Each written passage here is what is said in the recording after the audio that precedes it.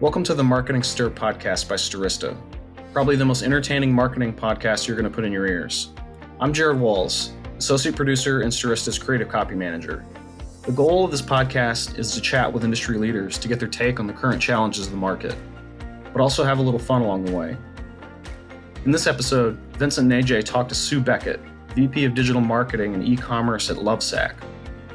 She explores how the brand's foundation is built on moving away from planned obsolescence, and how the company's managed to thrive from their cult following on social media. She also offers some insight into navigating the data marketing landscape as a whole. AJ goes on a getaway, and Vincent dreams of the African safari. Give it a listen. Ladies and gentlemen, it's me, Vincent Petrofessa. That must mean one thing, and usually one thing only. It's another episode of the Marketing Stir, brought to you by Stirista. It is so great talking to you. Stirista, what? Who's that? I have no idea. Well, Stirista, we are an identity marketing company. We have our own B2B and B2C data. We help customers utilize that data, email marketing, display, OTT, connected TV, because we have our own DSP, Adster. Email me, vincent@stirista.com. We can help. That is how confident I am. I just gave you my email address. The only other thing I'm confident about is my co-host, ladies and gentlemen. He is my CEO. He is the co-founder of Stirista. Ladies and gentlemen, Mr. AJ Gupta. What's going on, AJ?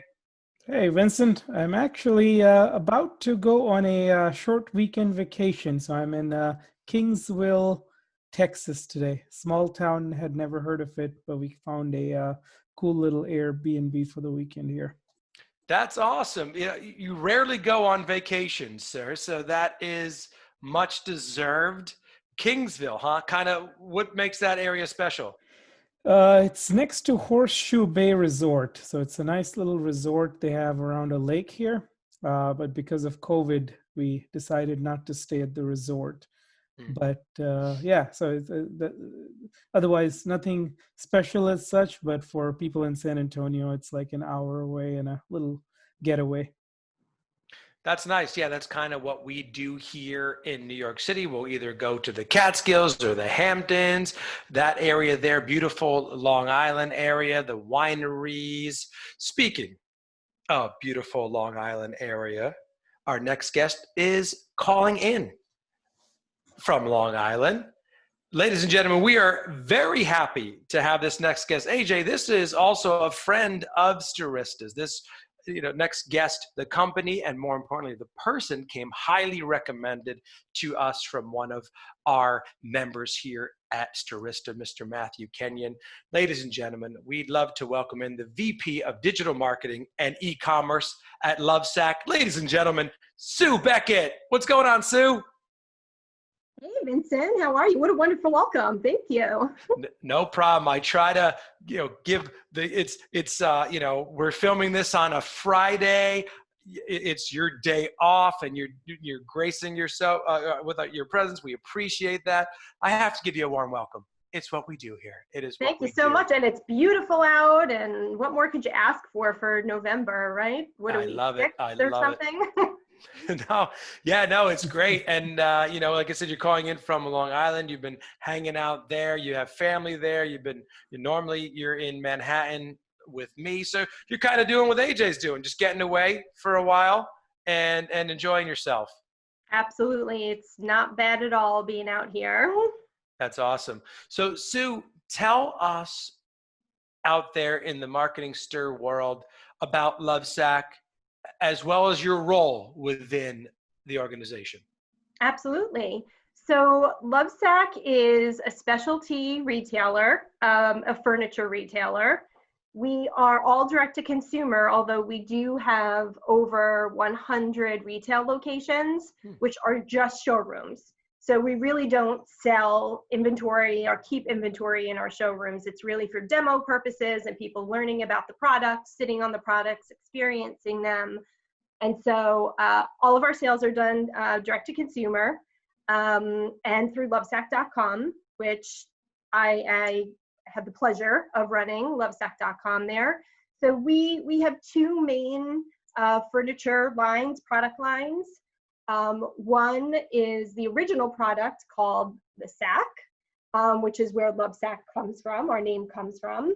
It is a Durafoam filled non-beanbag beanbag chair. It pretty much is the most comfortable seat you'll ever sit in your life.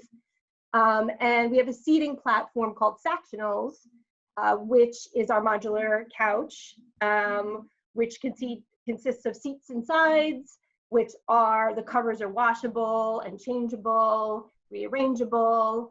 And, you know, most importantly, we have a philosophy at Lovesac that we try and emphasize sustainable products. We build products that we say are built for a lifetime and designed to evolve with our customers' needs. And, you know, one of our goals is to ultimately reduce the amount of furniture discarded into landfills. And so, you know, our products are built to last. Like I said, the covers are washable. We believe that planned obsolescence is an outdated business strategy, that it's irresponsible. And we would love to be able to inspire mankind to buy less and buy better. So really proud of that. And my role at Lovesac as Vice President of Digital Marketing E-commerce. So it's kind of twofold. On the digital marketing side, I oversee all digital marketing programs, email, search, social media, affiliate program, things like that. So once someone is brand aware, my team comes in and tries to help them research the product, become a consideration, ultimately convert, and then rebuy.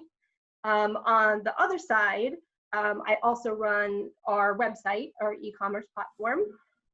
So all the front end, making sure customer experience is where it needs to be, all the promotional activity, sales that come through. So basically kind of two different roles, which I love equally, just like people love their children equally, right? Yeah. My 6-month-old's growing on me, but yes. Oh, good. Finally. You know, yeah, he's growing on me, but you know, the 3.5, no, I'm kidding. I love both of them. I won't tell. I won't, yeah. He doesn't listen to this. Neither does my wife. It'll be fine. So how did you get into the marketing world to begin with? So I am one of those probably unique people that was a marketing major in college. Mm-hmm. And I have loved marketing ever since. I went to business school. I went to school in New York at Binghamton University.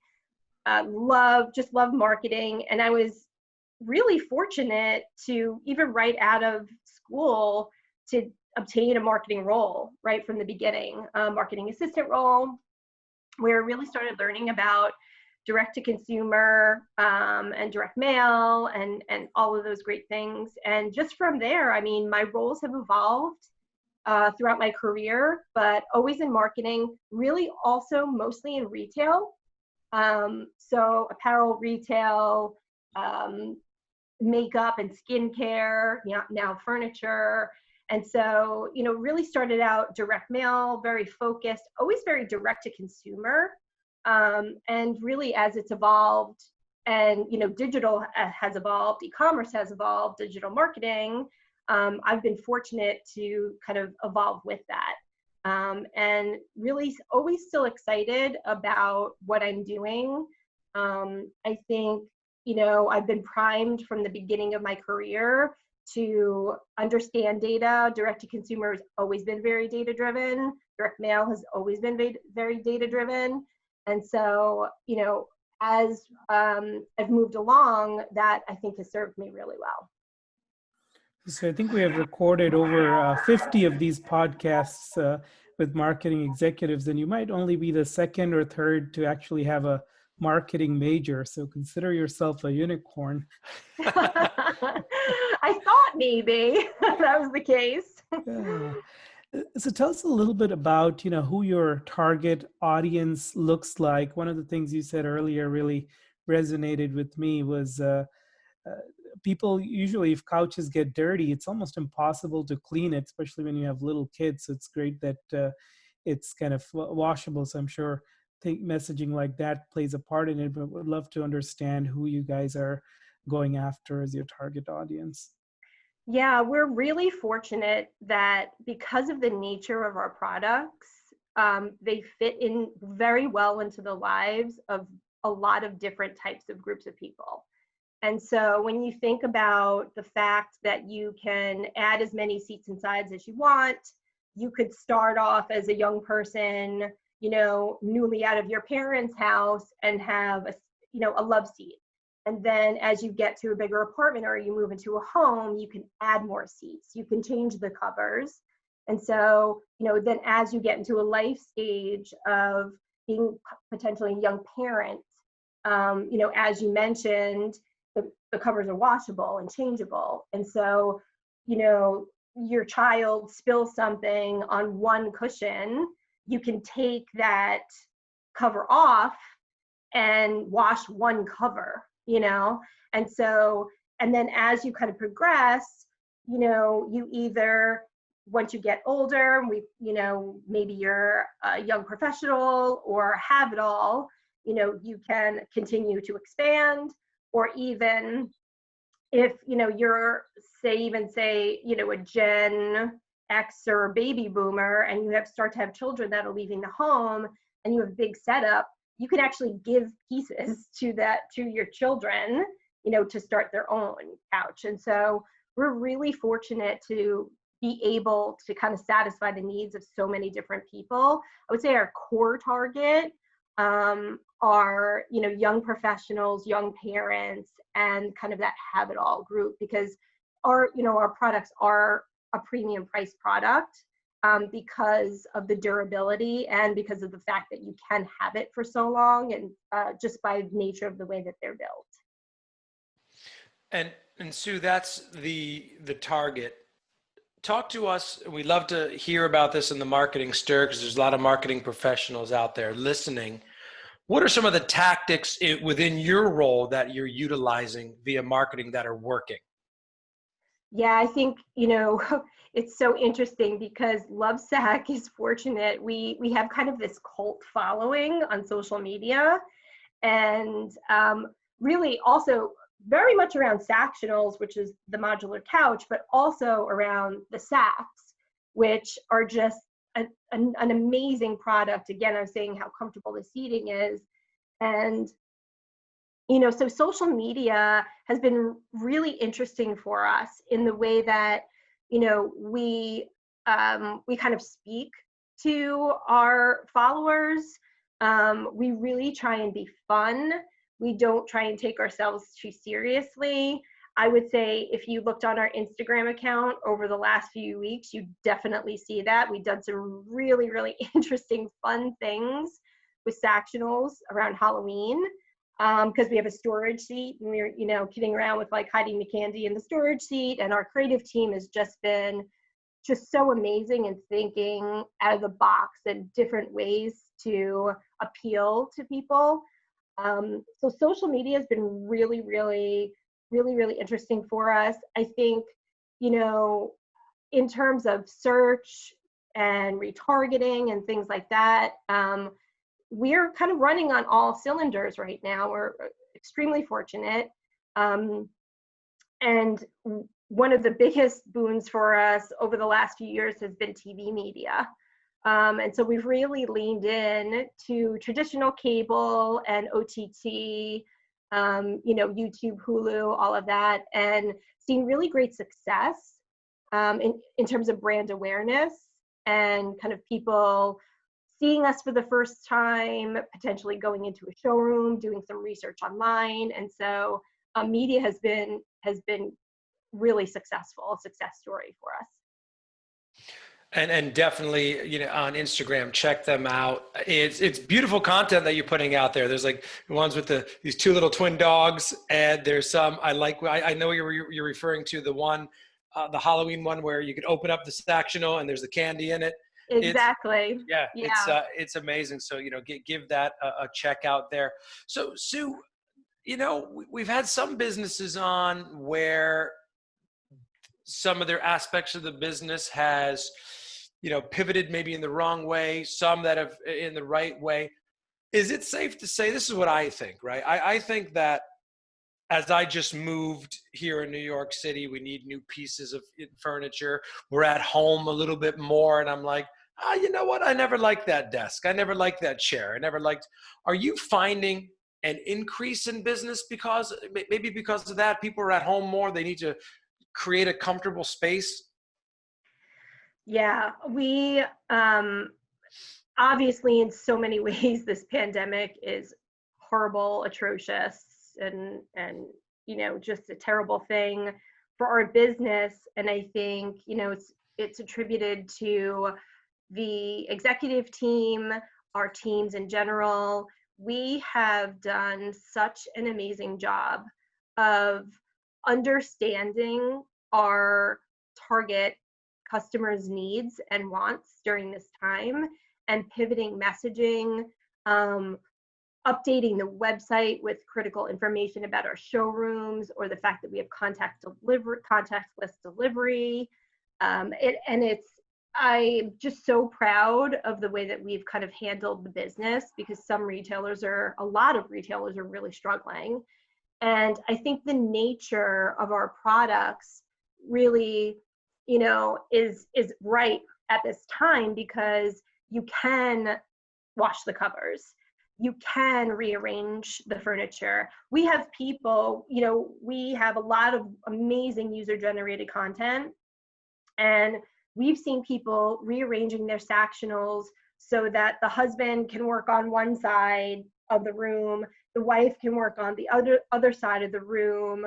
During the day, it can act as, the school you're teaching your kids, and it's just the fact that you can kind of take it apart and do different things with it, and wash the covers and change the covers. And I think that with people staying home and a lot of people having to work from home or, homeschool their children, it's a product that is really being seen for, the nature of how amazing it is and what you can do with it. And so in order to kind of build the marketing in the digital aspect, could you talk to us a little bit about, what does some of your tech stack look like? What's some of the software that you live by? Yeah, I think, there's probably more work to be done there. We actually just replatformed the website a couple of months ago. We're now on Magento 2 platform. And so, because that comes with kind of the power of Adobe also behind it, I think I see a very bright future in terms of a lot of the things that I want to be able to do in terms of artificial intelligence, continuing to be able to target and segment and personalize the website in a lot of different ways. The new website has only been up 2 months. And so, there's a lot of plans for the future and for next year on things that we want to be able to do with it. We built a new configuration tool for Sactionals where basically you can build your own. You can see the way it looks in a room, different things like that. So we're really proud of what we've been able to do there. I think that, data is a big focus for us, and getting our data in the right place so that we can kind of expand our tech stack, but smartly. I think it's pointless to really start investing in a lot of marketing technology until you've got clean data in one place, golden record, for customers and things like that. And that's a big focus for us right now. And I'd like to piggyback on something you said there, Sue. Data-driven marketing can be very powerful, but there also could be a lot of pitfalls. Do you have any tips for marketing teams navigating the data landscape? Yeah. So I sure do. it's funny because I've presented at conferences before and things like that. And a lot of it is actually around data-driven marketing. And so I definitely feel like I've learned a lot over the last years, not just with Lovesac, just in general.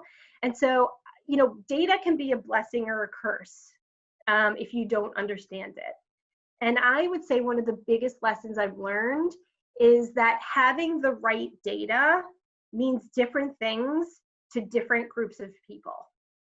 And what I mean by that is, when we're undertaking, this process of CRM, I think it was really important for me to kind of survey different groups in the company and ask them what their needs were, because speaking to cross-functional teams completely changed my perspective on data and how to do my job better as a marketer. And so what good data means to our retail team versus our customer love, which is our customer service team, we call customer love, our customer love team, our other marketing, our brand marketing team, all of their needs are different. And so I think it's really important that if you're undergoing kind of a big data project, that you work cross-functionally and really understand the needs of everyone, and not just what you need as a marketer, because it could be very different. I think that you really need to get your data in a place where it's like quote unquote clean, so that you can rely on it. Because in order to do good personalization or customer journey work, you actually need to take the time to ensure that you can trust the data before you try and speak to the customer in a different way. It'd be really bad to get personalization wrong with your customers and try and come back with that and help and make them trust you again. You'll completely lose their trust if you don't personalize in the right way. And I would also say, kind of be wary of companies that say they can do it all. Software companies, right? They can't. And as an organization, you really need to be able to choose what your priorities are for the data and work with a partner or company that fits your specific needs. Yeah, thanks, Sue. We love we love hearing about that. Just ourselves being a data-driven company, we love hearing about obviously clean data, accurate data, but the personalization is key. I think that's what separates a lot of brands nowadays. Is if there's a personal touch marketing, if there is, because you have to separate yourselves, and you only get one chance to do it. If you spell my name wrong, or if you get something inaccurate, I know it's not. I know it's not personal. There's even companies now that you could reply back to. You could, on social media, you can message them and they'll get back to you. You have to create a different experience. You have to separate themselves. E-commerce as well as in-person stores as well. When people start going back to stores as they have, make that experience worthwhile for them. It's really, I think, what it's going to take, and just based on some of the guests that we've had on the show. But so thank you for those thoughts. Sue, you've been at companies like Ann Taylor, Ralph Lauren. What was it that drew you to Lovesac? I think the nature of kind of what Lovesac is trying to do. And, I try and be as sustainable as possible in my own life. And I try and be responsible and environmentally responsible and those sorts of things. And I think the message of Lovesac, at its core also is that we are truly trying to inspire mankind to buy less furniture. And, we're all of the liners of our products, whether it be Sactionals or Sacs, are made from recycled bottles. We estimate that we've saved over 50 million bottles from the waste stream so far by doing that. I think that, it's important if you are lucky enough to be able to choose a company that fits with your own your own way that you want to live, your own ethics and morals and those sorts of things. And I was extremely lucky to be able to do that. We believe in what we're doing. We believe that for every Sactional you buy, you're saving 7 couches from a landfill just because of the nature of being able to change out cushions or change covers and things like that. And so, that message of sustainability and being conscious, I think, really drew me. And so I think you're also involved in some nonprofits on your end as well, like the Brighter Children. Talk to us a little bit about what you do outside of work there. Absolutely. I would love to talk to you about Brighter Children. It's an amazing organization. I think in my personal life, I'm passionate about uplifting women and girls. And a proven way to do that is through education. And right now, 60 million children worldwide do not attend a primary school. And Brighter Children's goal is to really provide these children an opportunity to go to primary school by sponsoring their educational costs of the students that couldn't otherwise go to school. So really what we're trying to do is break the cycle of poverty by helping children to succeed in school. So the mission really is to find and fund local schools across the world and really extend the gift of education to some children in the most impoverished communities around the world. And, we truly believe that you can end poverty through dignified and impactful education. 100% of donations go to sponsoring children. So all the operational costs are raised completely separately. And we're really proud of that. Donors can choose a specific child they want to sponsor or just donate, to schools in general. We send reports back. Right now, we're sponsoring children and students in Africa, in India, in Colombia, and in Honduras. And we've seen really amazing impacts. Our students have 97% attendance. They're twice as likely to move on to a secondary school. Literacy rates have improved, and that also helps to improve a student's confidence, right? And which really kind of makes them a better citizen in their own community. It's just been such a joy to be part of the organization. I'm a member of the advisory board. And really it's been only about 5 or 6 months now, but it's been such an honor to kind of witness the dedication of the people that are volunteering and working so hard to make life better for those who maybe wouldn't have had an opportunity otherwise.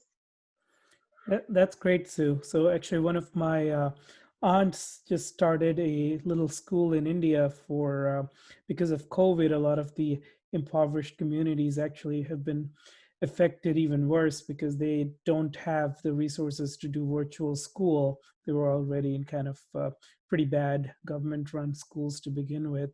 So she's doing something similar. She's retired, so she's raising money to teach children, but also feed them because a lot of them were dependent on government programs. Absolutely, and we do that as well. So it's not just education. We do help feed as well. And the school that we sponsor in India is actually an all-girls school. Oh, great. Mm-hmm. So Sue, coming back to the marketing world, what's been kind of a highlight for you personally at Lovesac in the last 4 years? Yeah, it's been a kind of a wild ride at Lovesac. But I would say that really taking the company public has been almost, it maybe not be a once in a lifetime thing, but not many people kind of get to do that, right? And I think, all the work leading up to doing that has been really rewarding. I think, taking the company public and beating expectations on what our opening price was going to be, and kind of seeing the way that the business has grown since we've done that has been really amazing for me. I think also just being part of such a high growth company in a time when retail is faltering has been extremely rewarding. I feel like a lot of the steps that we've taken in previous months to the pandemic, and things that we had been thinking about already, like replatforming our website and everything, because obviously that doesn't happen overnight. That takes a year to do. And so we've really been setting ourselves up for success. And so I feel like there's been so many rewarding experiences from going public to the high growth that we're seeing with this company in a time when a lot of people just don't know how to get it right. It's been great.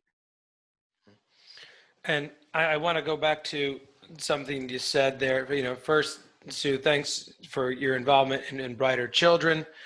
That's awesome. It's an awesome organization. And I want to get back to something you said there, because it's almost you chose this role just based on the good that they're also providing for the environment. So it's kind of like conscious capitalism, right? I heard you talk about that prior to our engagement together.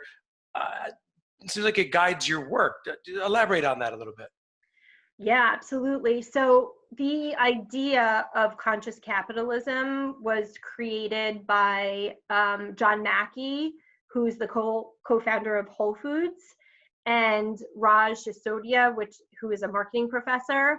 And basically, it refers to more of a socially responsible economic and political philosophy.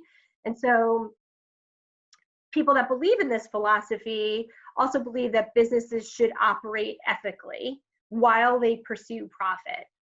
And so it is ensuring and making sure that all of your stakeholders, whether it be your external customers, the people that work for your company, the people that provide manufacturing for your company, or deliver for your company, everyone involved in your company's profits should be treated in an ethical, human way that really kind of looks out for the environment. And so it's not just about management teams and shareholders. It's about who are the stakeholders in your entire business. And it builds on the foundation of capitalism. And so it doesn't seek to minimize profit, but it emphasizes the fact that companies can actually do so in a manner that's more socially conscious. The book Conscious Capitalism is actually required reading at Lovesac. We really want everyone in the company to understand that philosophy and how it dovetails with our Design for Life philosophy. And so we think that, as a company and as people, we can work to make the world a better place, but still strive for profitability and sales. No, I love that. And Sue, talk to us about the future. Are there areas of marketing or channels that you see Lovesac going in? What are some of your initiatives for 2021? If you could just talk a little bit about that. Yeah, I think, we've got our hands in a lot of marketing and digital pots. And I think a lot of what we would be looking to do would be expanding on them.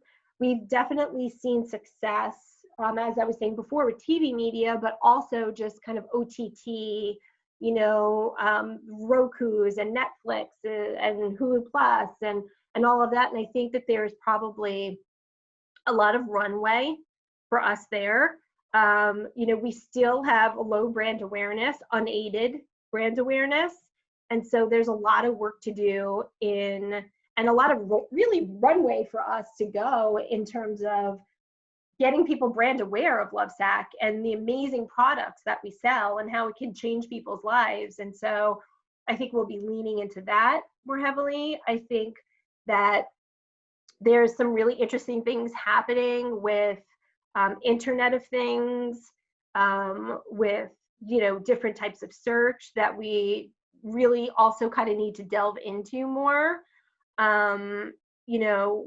I think social media is obviously always changing, expanding.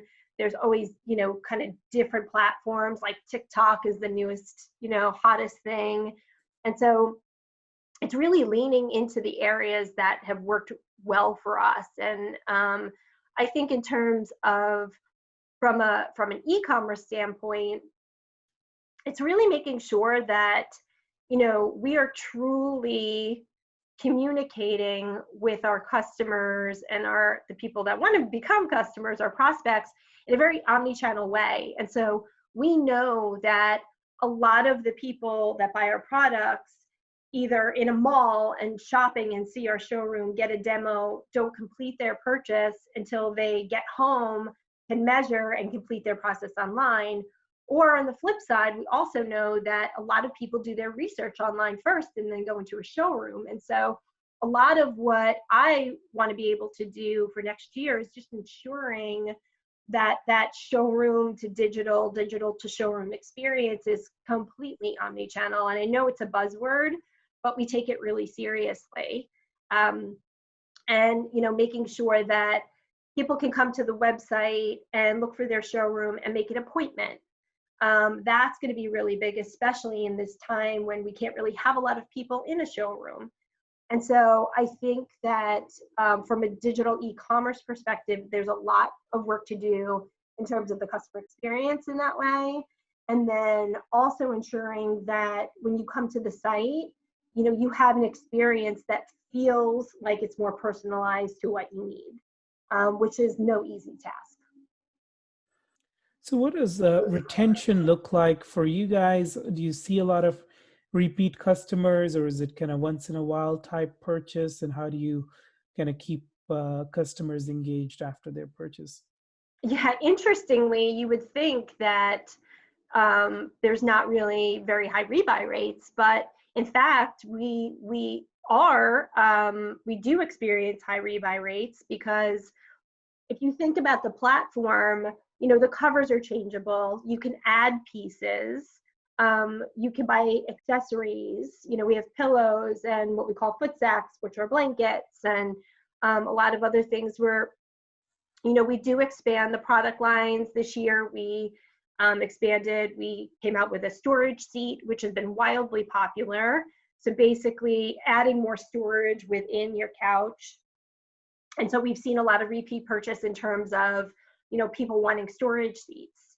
And so we've done a really good job in, having product lines that, and communicating with our customers in a way that, they want to come back and buy more pieces or covers or add a sack, or you're a sack buyer, now you want to buy Sactionals because, you see the quality of the products. And so, more rebuy rate than you would think for people that sell couches and high price furniture.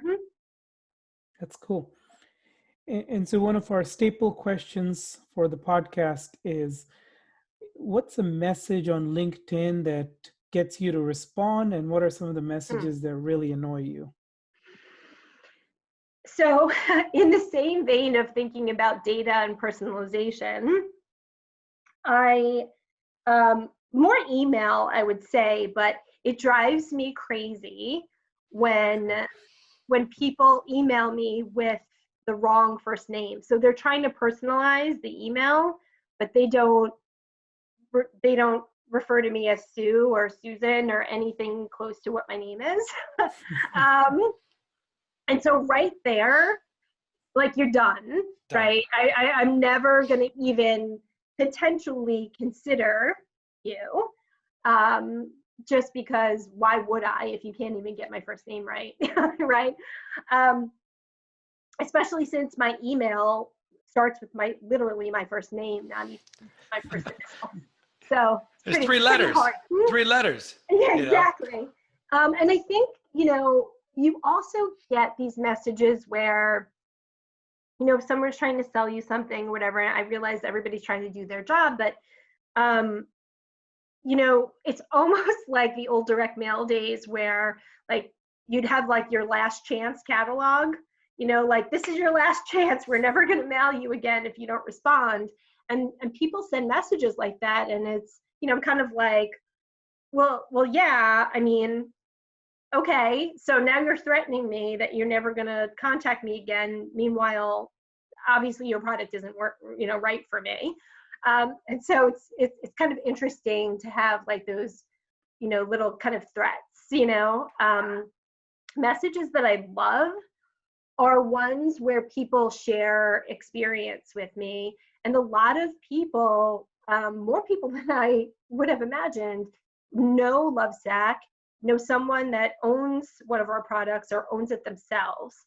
And so I love those messages where people start out by saying, my friend has your product, or I have your product and I love it, or, things like that. And just kind of making it more of a one-to-one conversation, and kind of leaning in with something that, I can kind of get behind, and so I love it when people kind of share personal stories with me when they're trying to get my attention.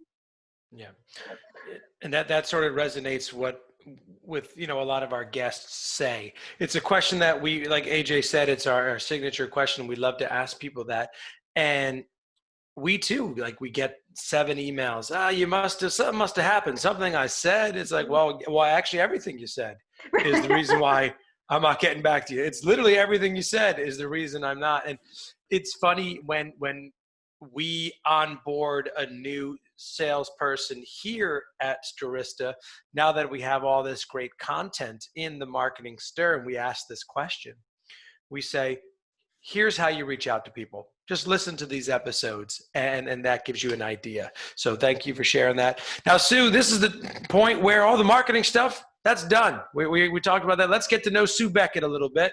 You said Long Island, New York. I'm a New Yorker as well. I'm from Westchester County, Portchester there. Also a SUNY guy myself, although I didn't go to as good of a school as Binghamton. I just went to Oswego, Binghamton's excellent school.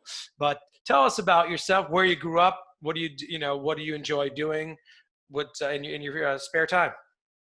Absolutely. So I am a native New Yorker, grew up on Long Island. I'm obviously here now, still have a lot of family here, love it here. I'm a beach girl, so have to be near the ocean for sure. Could never live in a place where I'm landlocked for any long period of time. Took a walk on the beach this morning. So nice. My passion in life is traveling the world. And this will be the first year in over 20 years that I will not have traveled internationally. Wow. Yeah. I have been to some amazing places, a lot of amazing places. I just love to see other places, to experience different cultures, to meet different people. And it's been kind of my life's passion to do that.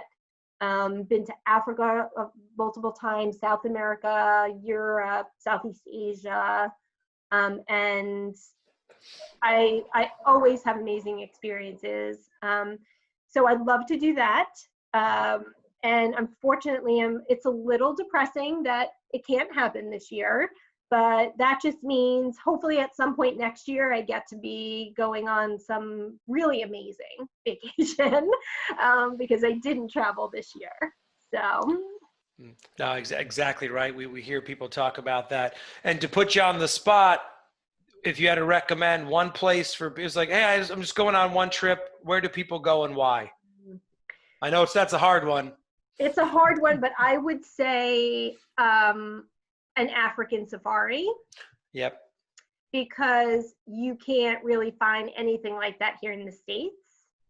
It gives you such an appreciation for nature at its core. obviously animals and the way they live and interact with one another, how they rely on the land. And I definitely feel like, especially I've been fortunate enough to be on 2 safaris, but I would say that my first safari definitely changed me in a lot of ways. And if you have to ever go to one place or do one thing, I would choose an African safari. Oh, that's good advice. That is, I'm fortunate as well to travel a variety of different places, in the world. My honeymoon was in South America, Europe many times, but the African safari is on the bucket list, and definitely something that myself and my family, even, maybe as my kids get older, we will do. But this has been awesome, Sue. This has flown by. I felt like, just talking to a friend, this has been awesome. We really appreciate you sharing your story. Ladies and gentlemen, check out Lovesac, LOVESAC.com.